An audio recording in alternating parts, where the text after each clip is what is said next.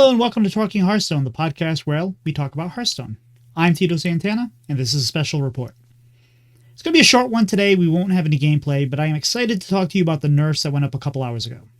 Well, I'm excited to talk to you, not that excited about the nerfs. Reno went from 9 mana to 10 mana. Is it worse? Yes. Will it affect play rate? Possibly at first, but I doubt it. Does it make even water better? Sure.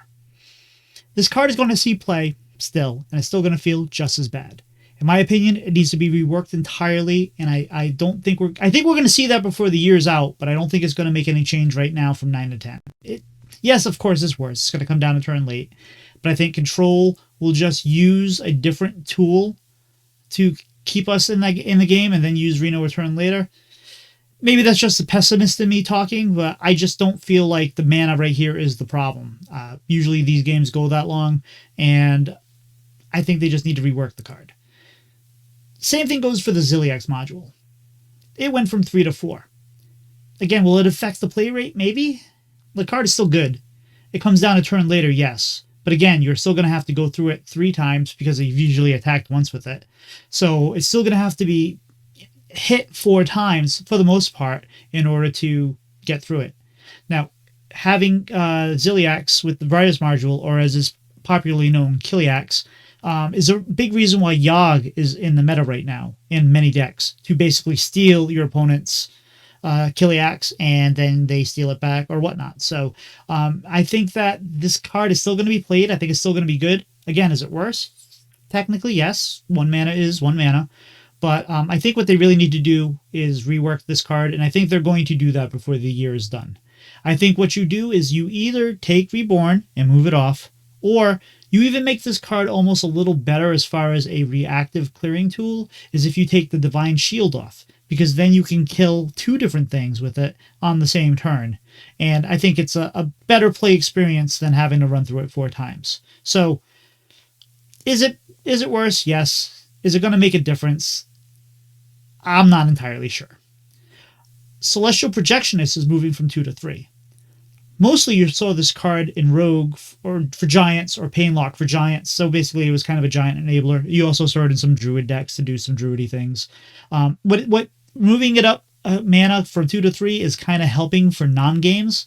I'm fine with this change. I don't think we're necessarily doing anything crazy if we are allowing them to wait an extra turn, and it's probably not even going to matter all that much in these decks, because usually you're at turn, say, 4 or 5 when they start dropping all those giants.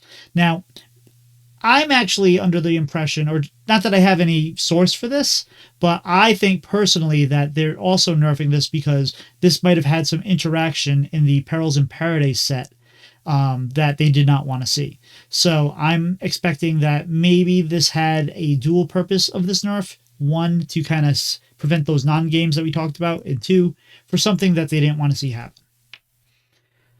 So that's the patch. Let's talk about standard. I'm still below 5,000, and I'm flirting. I was flirting closer to 6,000 most of the day yesterday, but we had a nice strong finish, and we got back in the 4,000. So there's only a few days left. I'm not gonna.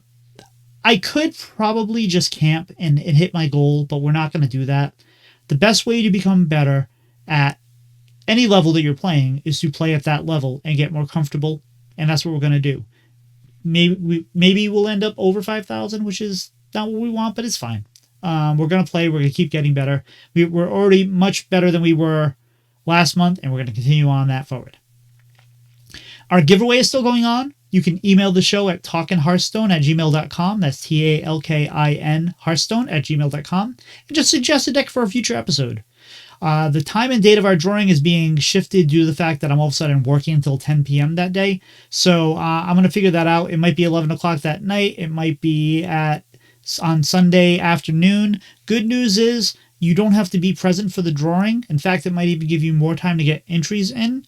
So I will tweet out on Tito Santana HS on Twitter when that date has been resolidified. So I apologize in advance, but unfortunately, sometimes you just got to work. So speaking of the job, I don't know how this is going to affect my schedule. Now, I said that I'm going to keep episodes on Tuesdays, just last episode. And you're thinking right now, you just promised me, Tito, an episode every Tuesday. Well, yes, I plan on holding to that. I might just end up recording them live on stream, and I'll tweet out the days that I plan on doing that. So if you really want to see it live, you can see it live. I'm committed to bringing you up to date on the information you deserve. And if you're here for that, I'm happy. And I hope you're enjoying it. So yes, I plan on committing to that. I might record on Sunday night or Monday. I want these released as quickly as possible, so the news you get is as up to date as I have, especially when we're talking about things like this. So let's talk about a few upcoming episodes. For the reveal season, I'm playing around with how to cover each class. I think we have lots of time between now and the release in mid to late July, so I'm not going to try to